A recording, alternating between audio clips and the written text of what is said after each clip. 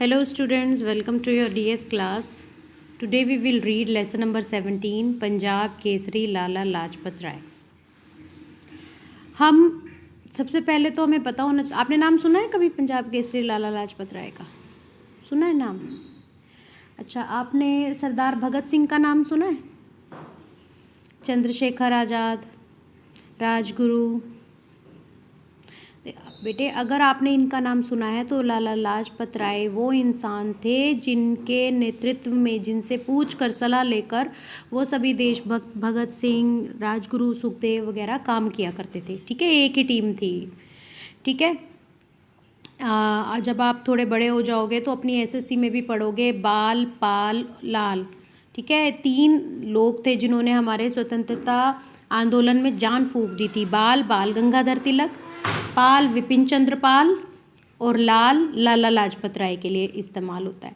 ठीक है, तो आज हम उन्हीं पंजाब केसरी, उनको एक उपाधि मिली थी। ठीक है, केसरी यानी कि जो आप कह सकते हो कि हेड, केसरी शेर के लिए भी इस्तेमाल होता है, तो वो पंजाब के शेर थे लाला लाजपत राय। ठीक है, इसलिए उन्हें ये उपाधि मिली थी। तो आज हम उन्हीं लाला लाजपत राय के बारे में पढ़ेंगे इस लेसन में कि भारत के राष्ट्रीय आंदोलन में लाल, बाल, पाल ये त्रयी गरमदल की 3 मूर्ति के रूप में प्रसिद्ध है। त्रयी का मतलब ये तीनों, 3 मूर्ति यानी कि ये 3 लोग थे ना, इसलिए इनको त्रिमूर्ति बोलते थे। इस त्रिमूर्ति में लाल लाला लाजपत राय का, बाल गंगाधर तिलक का और पाल विपिन चंद्र पाल का बोधक है। देखो, मैंने अभी आपको बताया, आज़ादी मांगने से नहीं मिलती, उसे लेना पड़ता है। इस मान्यता के कारण ही उन्हें गरम दल का समर्थक माना जाता था। उनका मानना था कि आपको आपकी आज़ादी अंग्रेज ऐसे ही नहीं दे देंगे, उनका तो काम चल रहा है, वो आपसे आपका शोषण कर रहे हैं और आपको बहुत थोड़े पैसे देते हैं, आपकी सेवाएं इस्तेमाल कर रहे हैं, आपके संसाधन इस्तेमाल कर रहे हैं, आपके देश में जो चीज़ें आपको विकसित बना सकती थी वो सभी चीज़ें किसको फ़ायदा पहुंचा रही हैं, उनको, तो वो तो आपको कभी भी नहीं छोड़ेंगे। ठीक है ना, तो उनका ये मानना था कि ब्रिटिश आपको कभी भी आज़ाद नहीं करेंगे, आज़ादी आपको खुद लेनी पड़ेगी क्योंकि ये आपका अधिकार है और इसके लिए चाहे आपको लड़ाई करनी पड़े, चाहे शस्त्र उठाने पड़े, सब कुछ जायज़ है। तो इसीलिए इन्हें गरम दल का समर्थक मानते थे। गरम दल यानी जो लड़के भी अपनी चीज़ हासिल करने का वो रखते थे। ठीक है, लाजपत राय का जन्म 28 फरवरी 1865 को उनके ननिहाल दुड्डी के, ठीक है, जिला लुधियाना पंजाब में हुआ था। टुड्डी के पिता राधा कृष्ण उर्दू के बड़े विद्वान थे तथा मुस्लिम संस्कृति से प्रभावित थे। ठीक है, उनके जो पिताजी थे वो उर्दू के विद्वान थे, उन्होंने उर्दू पढ़ी हुई थी अच्छे तरीके से और वो मुस्लिम संस्कृति से भी प्रभावित थे। जबकि माता गुलाब देवी कट्टर सिख थी। कट्टर सिख यानी वो अपनी भारतीय सिख धर्म जो है उसको ही मानती थी, उसी के हिसाब से चलती थी। लाहौर में अध्ययन करने के समय उन्होंने स्वामी दयानंद का भाषण सुना और 17 वर्ष की आयु में वे आर्य समाज के सदस्य बन गए। कौन? लाला लाजपत राय। उनका विवाह 12 वर्ष की आयु में ही हो चुका था। अब वे मिडिल के विद्यार्थी थे, जब वे मिडिल के विद्यार्थी थे, 8वीं क्लास में पढ़ते थे। ठीक है, शिक्षा पूर्ण करके लाजपत राय ने हिसार में वकालत आरंभ कर दी। ठीक है, वकील बन गए। वे नगर पालिका के सदस्य भी बने। कांग्रेस पार्टी में सन 1888 में सम्मिलित हुए। ठीक है, उन्होंने कब कांग्रेस ज्वाइन की? 1888 में। उस समय तक कांग्रेस स्वाधीनता की नहीं अपितु सुधार की पार्टी थी। ठीक है, तब तक कांग्रेस का मोटिव क्या था कि जो ब्रिटिश गवर्नमेंट कर रही है वो ठीक कर रही है, लेकिन जहाँ जहाँ उसमें सुधार की ज़रूरत है हम उस सुधार के लिए बोलेंगे। ठीक है, हम ये नहीं कहेंगे कि आप हमें आज़ाद कर दो, स्वतंत्र कर दो। तो लाजपत राय ने कांग्रेस की सामाजिक और शैक्षिक गतिविधियों का विस्तार किया और धीरे धीरे इसको भारत की स्वाधीनता के साथ जोड़ दिया। ठीक है, जब वो पार्टी के साथ जुड़े तो उन्होंने अपनी विचारधारा भी जोड़ी पार्टी के साथ। धीरे धीरे जो उनके नियम थे पार्टी के, उनको विस्तारित किया, उनको समझाया कि खाली सुधार से काम नहीं चलेगा, हमें आज़ादी भी लेनी है। और इस तरीके से धीरे धीरे कांग्रेस भी भारत के स्वाधीनता संग्राम में सहयोग करने लगी। इसका कारण यही था कि लाजपत राय गुरु दयानंद जी के शिष्य थे। वो स्वामी दयानंद जो स्वराज्य का पक्षधर था। ठीक है, वो कहते थे, स्वामी दयानंद ही ये कहते थे कि स्वराज्य, बिना स्वराज्य के तो हमारी कोई दशा ही नहीं है। ठीक है, किसी भी प्रकार से गुलाम होकर जीना वो हमारे लिए बिल्कुल अच्छा नहीं है।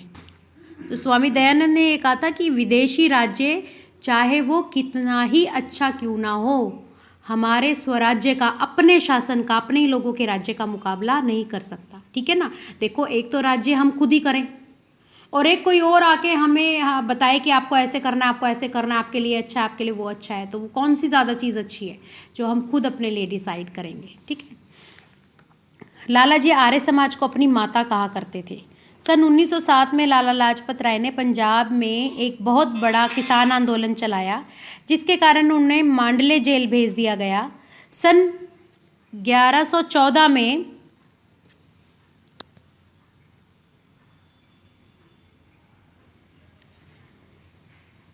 कांग्रेस के शिष्टमंडल के रूप में इंग्लैंड गए।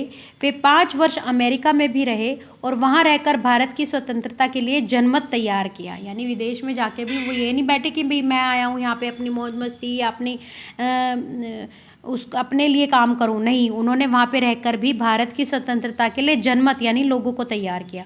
1916 में उन्होंने इंडियन होम रूल लीग की स्थापना की। बाद में यंग इंडिया नामक अखबार निकाला। उन्होंने अछूतोद्धार यानी कि जो दलित लोग हैं जिनको पहले अछूत माना जाता था, उनके उद्धार के लिए भी, कोई भी दलित नहीं होता, कोई ऐसा व्यक्ति नहीं है जिसको छुआ ना जाए, ऐसे तो ये तो बहुत गलत बात है। तो उन्होंने मुक्ति सेना का गठन किया इस बात के लिए और समाज सेवा के लिए सेवा समिति की भी स्थापना की। आप देख रहे हो कि कितने सारे काम किए इन्होंने। भारत लौटने पर लाजपत राय ने सितंबर 1920 में कलकत्ता कांग्रेस अधिवेशन की अध्यक्षता की। उन्होंने वंदे मातरम नामक उर्दू दैनिक तथा पीपल नामक अंग्रेजी साप्ताहिक, ये 2 अखबार निकाले।